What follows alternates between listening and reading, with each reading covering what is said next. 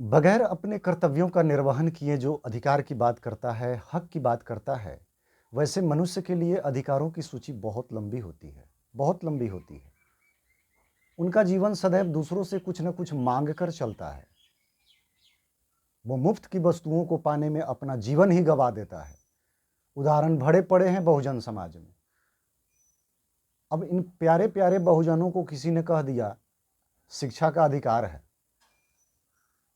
पैदा लीजिए और सीधा एक दिन कहिए कि मेरी शिक्षा कहाँ है? नहीं बद्दू, तपना होगा, पढ़ना होगा, शांत चित्त भाव से एकाग्र होकर के पठन पाठन करना होगा, तब जाकर के एक विशुद्ध और उच्च किस्म की शिक्षा आपकी झोली में खिलखिला उठेगी, आपको सबल करेगी। मेरे बंधु,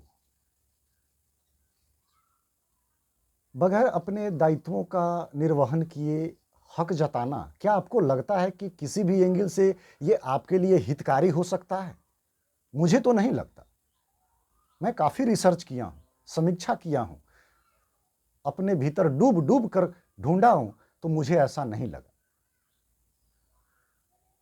समस्त बहुजन को पंगु बना दिया गया है। और यही सब कारण है कि आज हम सुडौल और स्वच्छ होते हुए भी टुकड़ों पर जी रहे हैं। पैर सलामत है, फिर भी मुझे बैसाखी चाहिए। भुजा कारगर है, मजबूत हथेली है, फिर भी रस्सी चाहिए। श्रवण शक्ति काफी मजबूत है, फिर भी ईयरफोन चाहिए। हम अपनी चक्षुओं का सही इस्तेमाल कर सकते हैं, फिर भी मुझे चश्मा चाहिए। यही है आरक्षण का मूल सबूत और मूल उद्देश्य। बुद्धि के पीछे भागने का आप तमाम बहुजन प्रयत्न करें, इनका इस्तेमाल करें, समय गंवाना पड़ेगा, अध्ययन चिंतन मनन करना पड़ेगा, तब जाकर के एक बहुत बड़े खजाने को आप हथिया सकते हो, वरना आप टुकड़ों पर जी जी करके बिलट कर रह जाओगे, कुछ भी नहीं होने वाला है। आज भी इतने सारे बहुजन समाज भीड़ का हिस्सा क्यों है? सिर्फ मंच पर एक बादशाह होता है और बाकी तमाम बहुजन भीड़ का हिस्सा। वो पूरे जीवन किसी का झंडा ढोने में व्यतीत कर देते हैं, गवा देते हैं।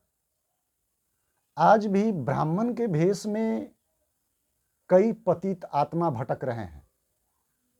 ये तमाम बहुजनों के ब्रेन सप्लायर देखिए ना कौन है।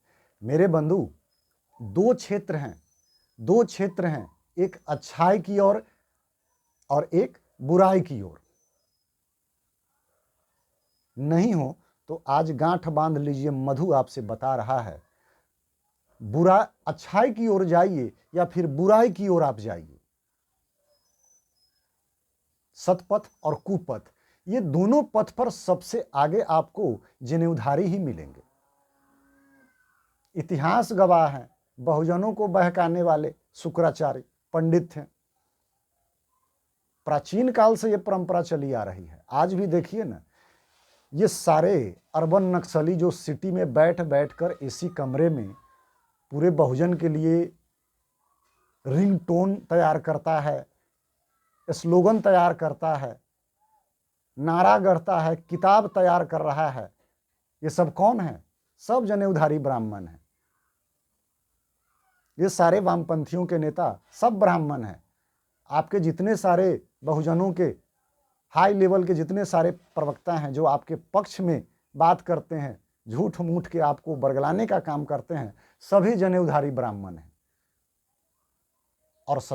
और सतपथ की ओर भी आप यदि चलें तो सबसे आगे ब्राह्मण ही मिलेंगे आपको। ये मैं दावे के साथ कह सकता हूं, और इस ब्रह्मांड में कहीं पर भी बैठकर आप रिसर्च कर लीजिए, मधु का यह दावा कमजोर नहीं है, बल्कि बहुत पुख्ता है। मेरे बंधु, समस्त बहुजन को भिखारी बना दिया गया है। भिखारी हैं आप, सब कुछ फिट है, शरीर तंदुरुस्त है, स्वच्छ है, फिर भी आपके हाथ में मैं कटोरा देख रहा हूं। हर बार ये अधिकार वो, जैसे एक स्वच्छ भिखारी सब कुछ रहते हुए भी हाथ में कटोरा लेकर घूमता है तो कुछ न कुछ तो मिल ही जाता है। उसी प्रकार से समस्त बहुजनों को बना दिया गया है कि साल दर साल आपको कुछ न कुछ मिल ही जाएगा। जैसे चुनाव दर चुनाव, हर बार नेता आवेंगे और आपके लिए कुछ फेंकेंगे, आप उस भीड़ में कटोरा लेकर हाथ ऊपर करेंगे, कुछ न कुछ आपके कटोरे के हिस्से में आ ही जाएगा और इसी से आप संतुष्ट होना सीखते हैं। नहीं मेरे बंधु, बहुजन समाज के इस मधु पासवान से प्रेम करिए ना बंधु, मुझे फॉलो करिए, मेरी बात को सुनिए और जब भी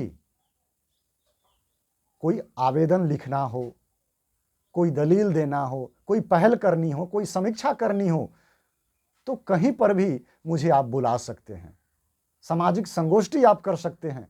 मैं जितना आपके लिए सबल आधार तैयार कर सकता हूं, इस ब्रह्मांड में, इस धरती पर आपके लिए कोई नहीं कर सकता है।